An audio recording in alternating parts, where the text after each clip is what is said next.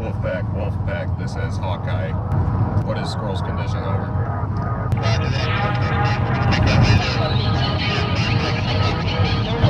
Roger, copy 5 Mike, SQRF will be there, over. Alright, you ready, gentlemen? I'm gonna cock my nine and Cheers. I ain't got time to bleed.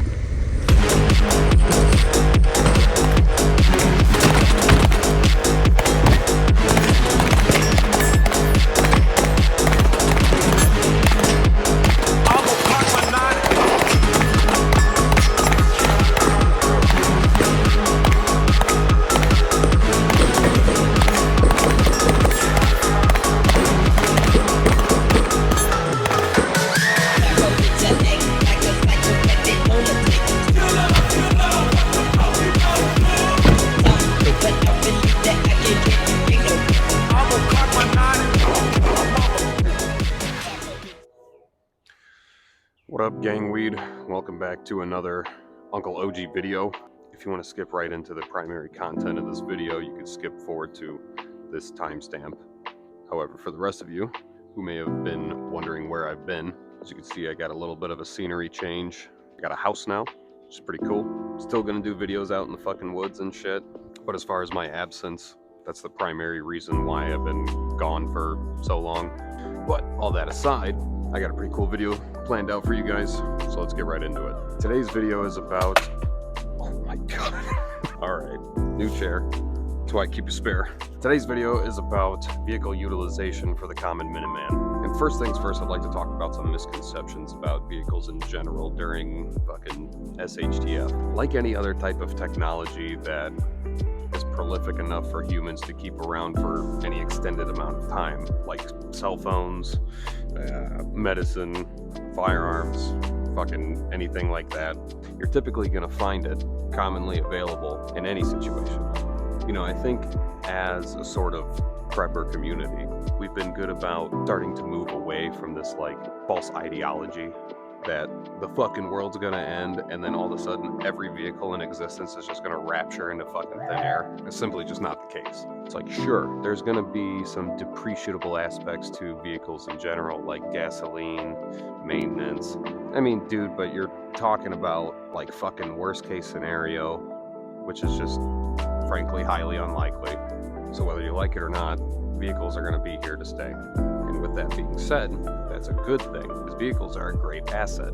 Like any other piece of kit, when deployed properly and when maintained properly, vehicles can save lives. So you should definitely take action in terms of your preparedness plan to start including vehicles.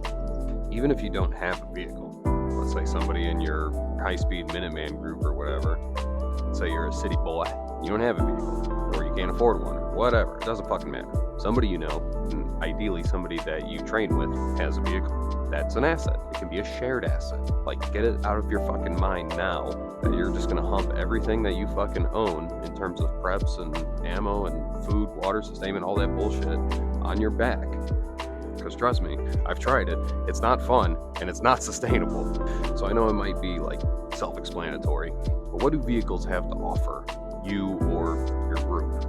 Obviously, it could fucking move you around from point A to point B, provide shelter, you could sleep in them, it's literally got heating and air conditioning, carrying supplies. I would say that most vehicles now at least have the ability to utilize a power inverter. Some new cars even come with them standard.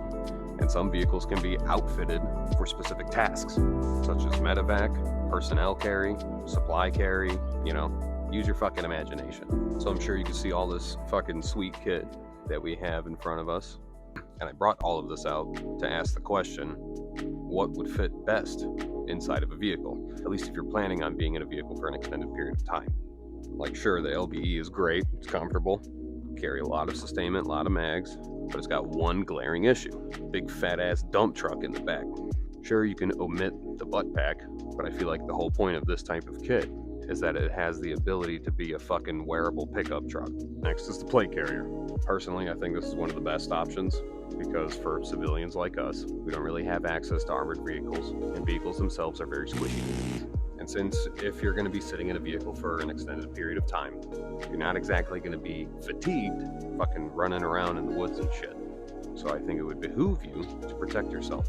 Obviously, vehicles have mobility, which is part of their protection. But like I said, I think what you lose in terms of capability of your kit, you gain in having the vehicle. You don't need to load a bunch of pouches on your fucking plate carrier. You have a cargo space in the trunk, or you can have a fucking backpack or some shit. Lastly, and the most comfortable option, obviously, is the chest rig. Preferably a micro rig. I mean, you do you, but with something like this, you can still fit a seatbelt over it, which, yes, you should still wear a fucking seatbelt if you can, at least if you're driving around, and you still have the ability to carry something on you if you end up dismounting from the vehicle.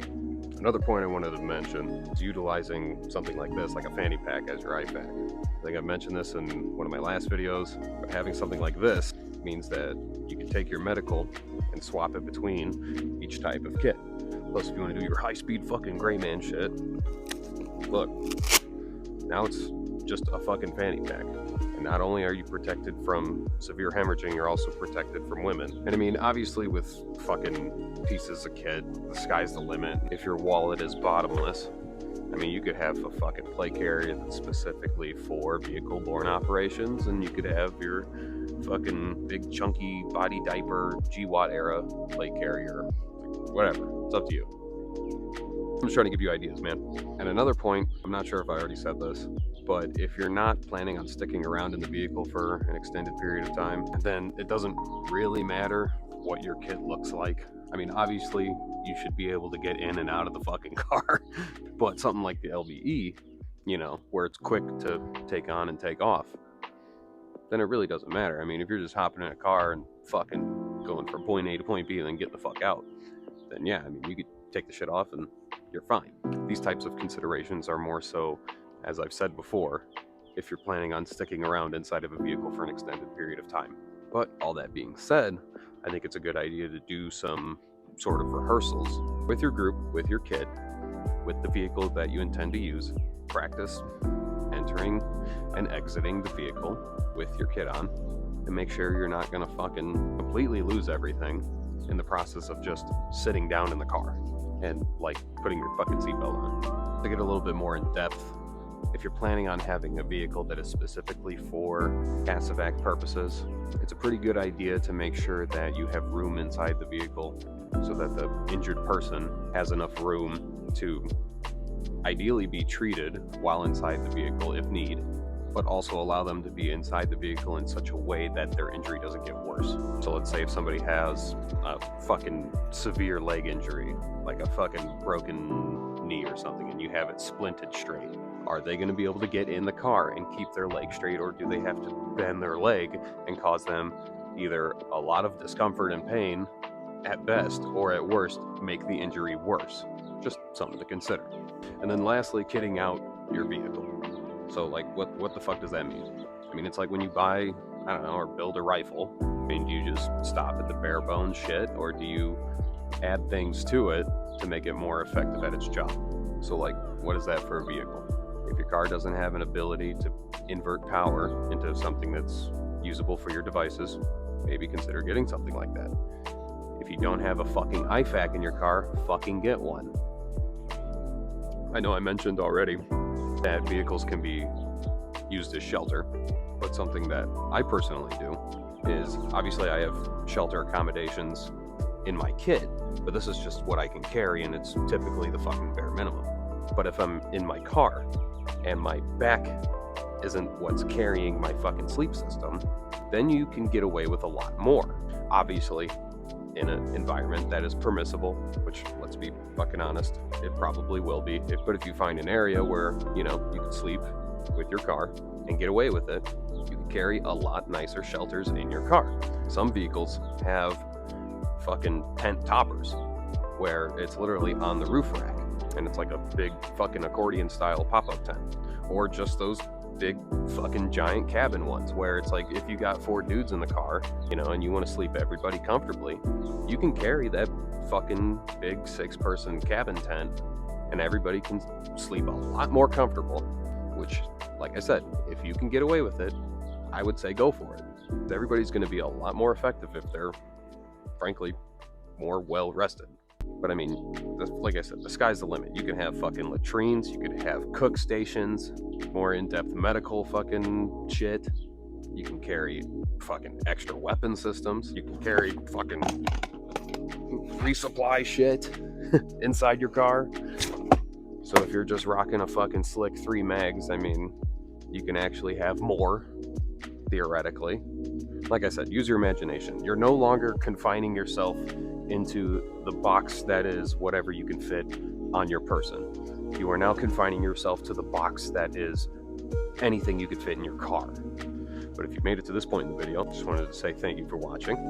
If you're subscribed, welcome back, and thank you for your patience. But if you're new here, please consider subscribing.